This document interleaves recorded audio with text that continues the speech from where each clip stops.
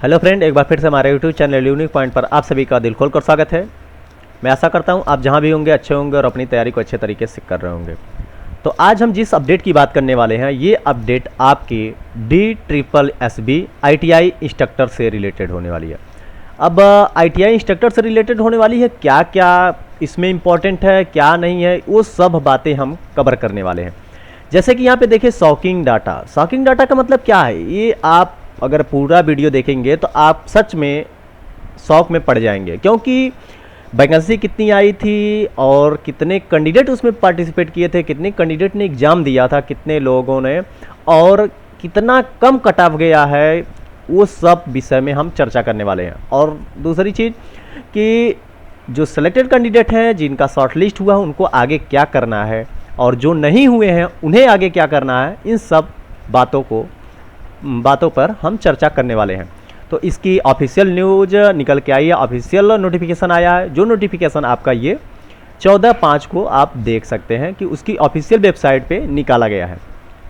अब इसमें जो भी इम्पोर्टेंट पॉइंट है, जितना भी कट ऑफ गया है, उसको हम एक PPT के माध्यम से कवर करने वाले हैं।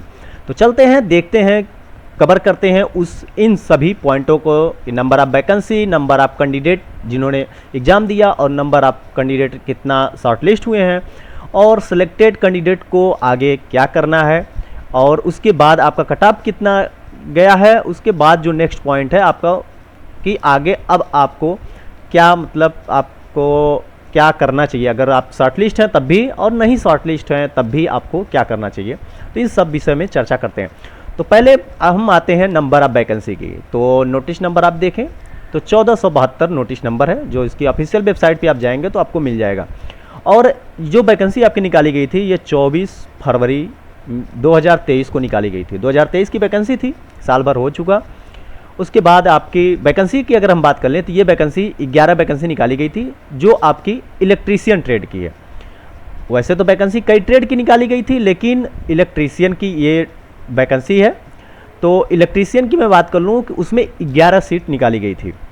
जितनी भी वैकेंसी हैं सबका रिजल्ट अब धीरे धीरे आना शुरू हो गया। इलेक्ट्रीशियन क्या आया, फिर धीरे धीरे सभी कैटेगरी के रिजल्ट आ जाएंगे। तो वैकेंसी तो बहुत कम है। बहुत लोगों ने ये सोचा होगा कि यार वैकेंसी बहुत कम है, क्या उसमें फॉर्म डाला जाए, क्यों पैसा बर्बाद किया जाएगा। और कुछ लोगों ने फॉर्म डालने के बाद ये सोचे होंगे कि यार वैकेंसी कम है, क्या पेपर देने जाएँ, भीड़ बहुत ज़्यादा है। सही नहीं है। अब सोचो जिन्होंने पेपर दिया उनका क्या हाल है भाई, वो उनका तो मज़े है।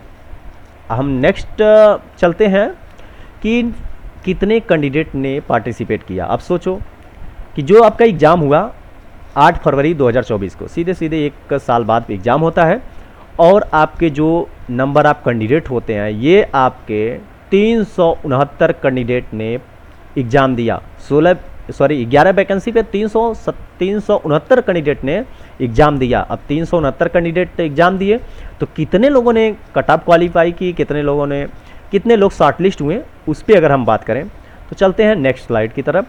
तो ये आपकी वैकेंसी देखिए, यहाँ पे कैटेगरी वाइज वैकेंसी, टोटल आपकी वैकेंसी होती है, जिसका रिजल्ट की अगर हम बात करें तो ये रिजल्ट आपका 14/5 कल के दिन ही निकाला गया है। और ये मैं फिर बता दूं कि ये इलेक्ट्रीशियन के अभी रिजल्ट निकाला गया है, इलेक्ट्रीशियन कैंडिडेट के लिए। बाकी कैंडिडेट का भी, अदर कैटेगरी का भी बहुत जल्द ही रिजल्ट पब्लिश होने वाला है। एक का जब निकल गया, एक ट्रेड का निकल गया, तो बाकी का सबका निकलने वाला है। वैकेंसी की बात कर लें तो आपकी वैकेंसी 11 थी टोटल वैकेंसी, और टोटल वैकेंसी जब 11 थी और कितने कैंडिडेट शॉर्टलिस्ट हुए तो 369 में केवल 25 कैंडिडेट शॉर्टलिस्ट हुए। अब इतना कम कैंडिडेट शॉर्टलिस्ट क्यों हुए, क्योंकि 369 कैंडिडेट ने पेपर दिया था, लेकिन 25 कैंडिडेट ही शॉर्ट लिस्ट क्यों हुए। अब भाई सोचिए, अब अगर उसके बाद अगर हम जनरल की बात कर लें तो जनरल में 6 वैकेंसी थी, जिसमें आपके 17 कैंडिडेट आपको शॉर्ट लिस्ट हुए।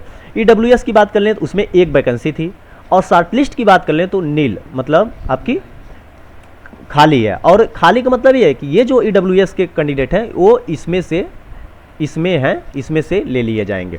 और उसके बाद OBC की बात कर लें तो यार OBC में देखो क्या हाल है, 3 वैकेंसी थी और 3 ही कैंडिडेट शॉर्ट लिस्ट हुए। तो यार OBC में जिनका डॉक्यूमेंट सही है उनका तो 100% चांस हो गया। जो भी कैंडिडेट 3 कैंडिडेट शॉर्ट लिस्ट हुए हैं, जिन्होंने पेपर दिया और शॉर्ट लिस्ट हो गए, उनका कितना बड़ा चांस है, कितना। अब 3 वैकेंसी, 3 ही लोगों को डॉक्यूमेंट वेरिफिकेशन के लिए बुलाया जाएगा। अब उनके लिए तो गोल्डन चांस, अगर डॉक्यूमेंट सही है तो उनका तो हो ही गया, उनको कोई रोक नहीं पाएगा। उसके बाद एससी की बात कर ले तो एससी में एक सीट है जिसमें 5 कैंडिडेट शॉर्टलिस्ट किए गए हैं। और उसके बाद हम बात करते हैं कि नेक्स्ट देखते हैं कि नेक्स्ट जो पॉइंट है उसको हम कवर करने वाले हैं। जैसे नेक्स्ट पॉइंट की कि चांस आप सेलेक्टेड कैंडिडेट, जो आपके सेलेक्टेड कैंडिडेट है उनका चांस क्या वही चांस हुआ कि आपका 11 वैकेंसी में टोटल जो आपके 25 हुए, यहाँ पे 17, यहाँ पे तो थोड़ा चांस कम रहेगा क्योंकि 6 वैकेंसी है, तो 17 लोगों को शॉर्टलिस्ट किया गया है। तो 17 में से केवल अगर होना रहेगा तो केवल 6 कैंडिडेट का ही होगा, 6 कैंडिडेट ये और एक EWS, केवल 7 कैंडिडेट को, यानी 10 कैंडिडेट को फिर वापस जाना पड़ेगा। और बाकी ओबीसी की बात करें तो ओबीसी में तो 3 ही सीट है और 3 ही कैंडिडेट हैं, इसमें तो किसी को वापस जाने की ज़रूरत नहीं है। अगर डॉक्यूमेंट सही है तो आपका जो रिजल्ट है वो पक्का है, आपका सिलेक्शन पक्का है। और एससी की बात कर ले तो एससी में एक सीट है, 5 कैंडिडेट हैं, तो 5 में से 4 को तो वापस भेजा ही जाएगा, बाकी एक कैंडिडेट का तो सिलेक्शन होना ही होना है। उसके बाद चलते हैं नेक्स्ट पे। अब आते हैं कट ऑफ पे। सबसे मेन पॉइंट जो है आपकी कट ऑफ। अब कट ऑफ इतना कम गई है, अब आप खुद अंदाज़ा लगा सकते हैं। सोचिए कि 200 नंबर में जो जनरल की कट ऑफ जाती है वो 90 गई है। 90 नंबर भाई, अब सोचो कितना, मतलब सीधे सीधे कितना, 45%।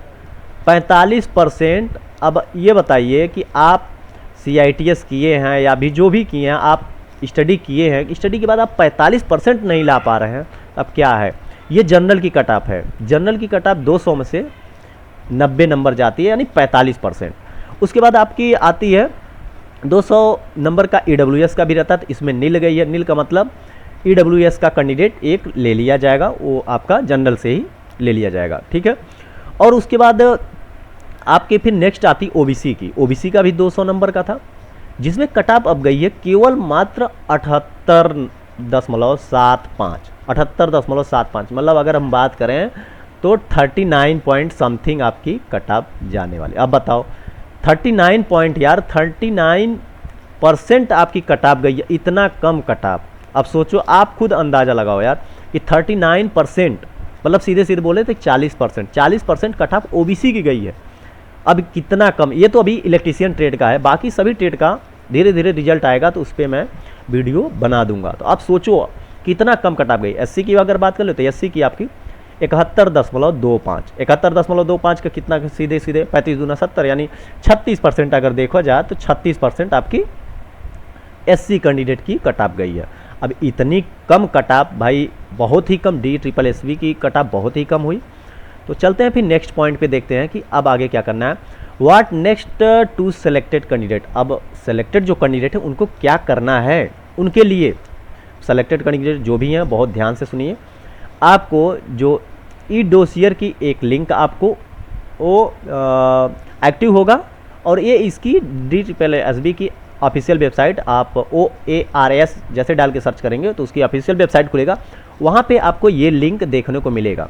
लेकिन ये लिंक कब ओपन होगा, ये आपका 16/5/2024 से 30/5/2024 के बीच ओपन रहेगा। जितने भी शॉर्टलिस्ट कैंडिडेट हैं वो अपना सारा डॉक्यूमेंट, जो भी वहाँ आपका डॉक्यूमेंट रिक्वायर होगा, वो डॉक्यूमेंट आप इस पर अपलोड करेंगे। और दूसरी चीज़ मैं बता दूं, जो इसका ऑफिशियल नोटिफिकेशन है वो मैं इस अपने वीडियो के डिस्क्रिप्शन बॉक्स में टेलीग्राम का लिंक मिलेगा, वहाँ से आप उस नोटिफिकेशन को डाउनलोड कर सकते हैं। वहाँ पे आपको वो नोटिफिकेशन, ऑफिशियल नोटिफिकेशन वहाँ पे मिल जाएगा, वहाँ से आपके जाके डाउनलोड कर लीजिए। फिर चलते हैं नेक्स्ट पॉइंट पे। तो नेक्स्ट पॉइंट जो आपका लास्ट, अगर हम बात करें तो शुड है पेशेंस। अब आपको पेशेंस क्या रखना चाहिए या नहीं रखना चाहिए, इसके विषय में हम बात कर लें, यस या नो।